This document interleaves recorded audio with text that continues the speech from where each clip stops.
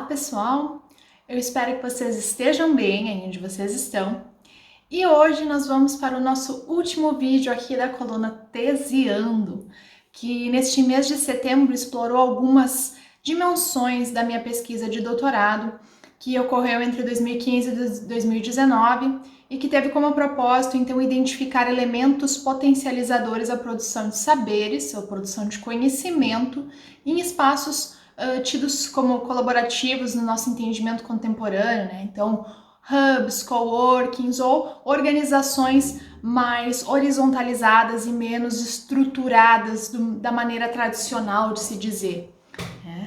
Então, hoje, nesse último vídeo, conforme prometido, vou comentar um pouquinho sobre os resultados de uma maneira mais macro e quais foram, então, os 3 elementos potencializadores à produção de conhecimento que eu identifiquei a partir da minha pesquisa. Bom, a primeira questão que eu queria comentar com vocês é que para construir a resposta a esse problema que eu propus, eu procurei desenvolver o que eu chamei de abordagem comunicacional do conhecimento. Então, entendendo que as organizações são resultados, ou são melhor do que resultados, são movimentos em permanente transformação, pelos movimentos os quais a gente pode descobrir por meio das manifestações discursivas diversas. E o que eu quero dizer com manifestações discursivas? O que é dito, o que está escrito, o que é feito, as cores das paredes, a estrutura organizacional, quem faz parte, enfim, todo o cômputo envolvido nisso que a gente entende como organização. Ou seja, a gente não entende só as organizações como processos estruturados lá, aqueles bonitinhos dentro das caixinhas. Isso é uma parte, ele é um discurso, é relevante, a gente considera também no estudo. Mas é uma parte. Para estudar, então, essa abordagem comunicacional do conhecimento, eu construí uma visão das organizações baseadas em 3 níveis. Então, um nível macro, um nível meso e um nível micro.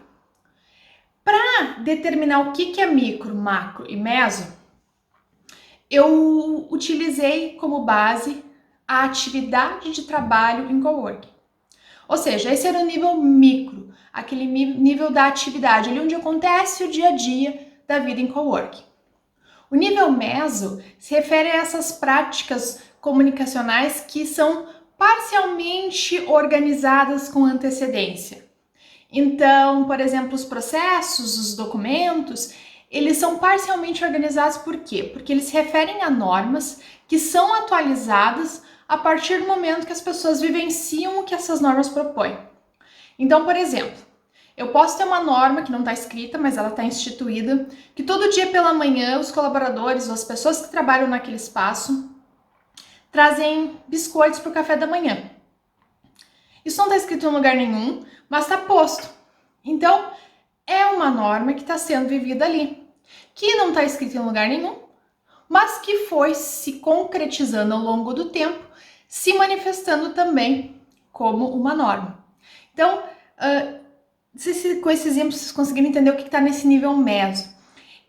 A gente não consegue mais enxergar quem exatamente é o criador, né, o autor do processo, porque ele já se hibridizou com outras manifestações discursivas e essa autoria já se misturou e começou então a dar forma a isso que no terceiro nível a gente vai chamar de organização, que então é esse terceiro ente, né, que não é nem o indivíduo que trabalha, nem a soma. Na verdade, ele é o conjunto de tudo que está acontecendo ali. Então, é o que a pessoa faz no micro, é essas definições que vão se mobilizando no meso, e é também o que está estabelecido pela gestão como macro, ou seja, aquilo em que eu defino o meu objetivo, que é o que vai ser a base para a criação de campanhas publicitárias, ou aquilo que está no meu site. Enfim, essa definição macro é quando eu tenho pessoas que são contratadas ou se colocam à disposição para pensar exatamente como eles pensam que a organização vai ser projetada para fora. E essa parte é importante porque ela pode estar mais ou menos colada com os outros níveis. Mas, de qualquer maneira, não se mistura. O que acontece nesse nível prescrito, que é altamente distante do dia a dia, no sentido de que, por mais que a organização diga que ela é inovadora, são as práticas cotidianas que vão confirmar se ela é inovadora ou não. E essa prescrição inovação, ela é muito ampla para contemplar o micro do que acontece no dia a dia da organização. E por isso que a gente tem que parar de tentar colocar um nível de importância, porque esse nível micro, meso e macro tem mais relação com essa possibilidade de estar vinculado ao real do que ao ser melhor ou pior no processo de constituição organizacional. Por quê? Porque todos esses níveis são interdependentes. Se a gente faz uma boa projeção da imagem da empresa para fora, é porque isso está colado com o que está acontecendo dentro. Eu tenho uma boa visão, um bom entendimento do que se dá nas outras dimensões da organização. Se eu tenho uma visão um pouco míope, ou seja, eu acho que eu sou inovador, mas eu determino regras tão estritas que as pessoas se sentem aprisionadas e desencorajadas a fazer coisas diferentes do seu cotidiano, eu tenho um gap aí entre o que a empresa diz, o que o coworking diz, a organização, e aquilo que de fato acontece no dia a dia dessa organização. Então, depois desse breve contexto aí, dessa definição, dessa perspectiva da abordagem comunicacional do conhecimento, que parte desses 3 níveis de constituição da organização coworking, assim como outras organizações também, quais foram os 3 elementos potencializadores? Então, o primeiro deles é a defesa de que a gente tem que mergulhar na atividade laboral das pessoas. Para a gente entender como o contexto é aprendido, como as pessoas percebem tudo que é colocado, a gente precisa fazer esse mergulho na atividade laboral do dia a dia. Como é que eu fiz isso na minha pesquisa? Eu observei as pessoas trabalhando durante 30 minutos, conversei com elas após para entender como elas interpretam. Nesse processo de entender como elas interpretam, eu pude avançar e enxergar que realmente tem muita relevância a vivência do trabalho e a abertura que a pessoa tem para se aproximar dos outros e produzir conhecimento de maneira colaborativa, né? O segundo ponto, então, é que a partir desse mergulho à atividade, eu consigo olhar e entender os valores que mobilizam as pessoas a tomar a decisão ali no cotidiano, no micro. E aí isso me leva ao terceiro ponto, que esses valores não são descolados do que está no contexto. Então, se eu quero que as pessoas produzam conhecimento, eu preciso de um contexto, e esse contexto tem que ser complexificado aqui, porque não é só o que está dentro da organização, é de onde essa pessoa vem, quais trajetórias ela já percorreu, quais trajetórias ela almeja percorrer. E é esse mix que vai constituir o horizonte valorativo, aquilo que é de fato a base do valor, sustentabilidade que a pessoa traz.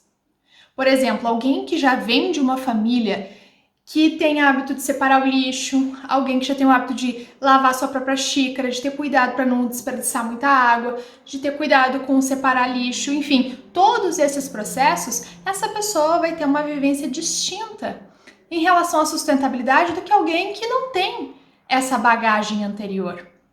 E aí vem o papel e a importância, no caso específico dos coworkers, dessa mediação dos gestores, né? E aí isso pode se dar em outros lugares também. A ideia aqui também é romper um pouco com essa ideia do gestor vertical que diz a verdade e os outros abaixam a cabeça e seguem. Não.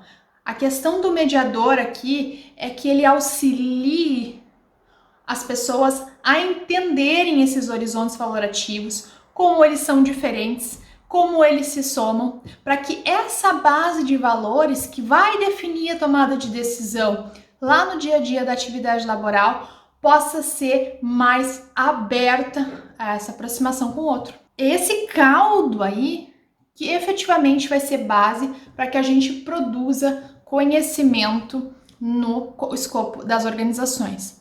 Porque tem uma coisa que é fundamental para que esse processo de construção de conhecimento ocorra, que é confiança. E confiança só vem da vivência, do compartilhamento de momentos, da colaboração de fato.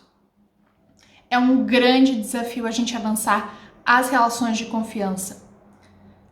E a gente precisa construir pontes para isso.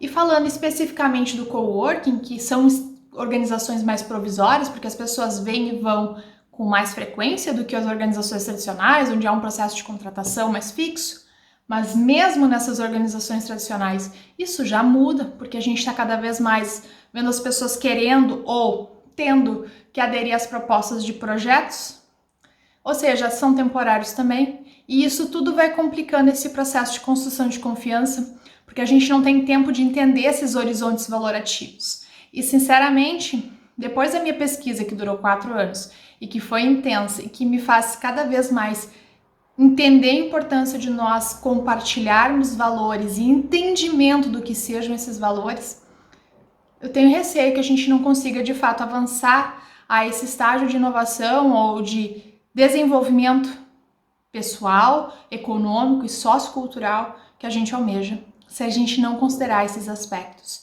de construção de confiança, humanos mesmo, né?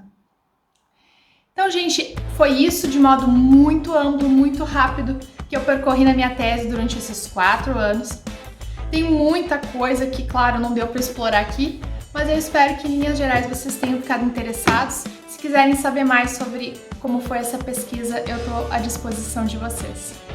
Foi um prazer compartilhar um pouco mais dessa pesquisa com vocês e eu espero que vocês fiquem bem e se inspirem também a pensar em como investigar e como avançar no trabalho que muda o nosso dia a dia. Até breve!